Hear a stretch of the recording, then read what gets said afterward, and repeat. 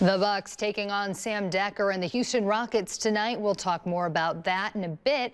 But first, time to talk about the Packers. I know nobody wants to talk about it, but we must. Green Bay with 44-21 loss at the hand of the Falcons yesterday in the NFC Championship game. Sure, it was an incredible run just to get there, but when all is said and done, disappointment ruled the day, and so did the Falcons. You always want to get to the ultimate goal, but it's tough when you don't get there, and it's tough, after going through a whole season and it ending like this. But it was fun. You start to think this is a team of destiny, especially with how we've been able to run through some good teams, but we ran out of gas and unfortunately couldn't find an answer to get their offense out of rhythm. It's tough to get to this point, so it sucks when you're so close and then come up short. So we weren't the better team on that football field.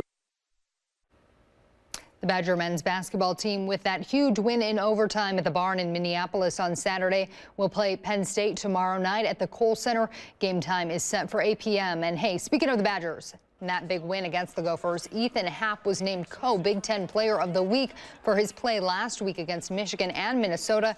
Happ averaged 19.5 points, 9 boards, 4.5 assists, 3.5 blocks, plus 1.5 steals, and he made everyone dinner too. Well, we're just kidding about that. But all in all, a great week for the sophomore.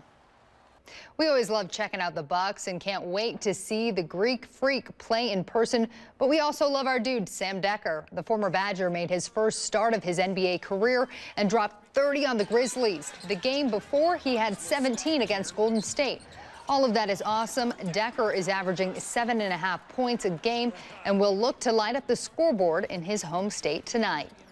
Tonight will be kind of special in front of so many hometown fans and friends and family. It'll be really cool, and looking forward to having a good game and keeping our mojo going and getting some more wins on this tough road trip. I'm always gonna remember my first start, but then to have the game like that, be a big contributor in a win, something I'll never forget, and I can always look back on that and realize how cool of a moment that really was.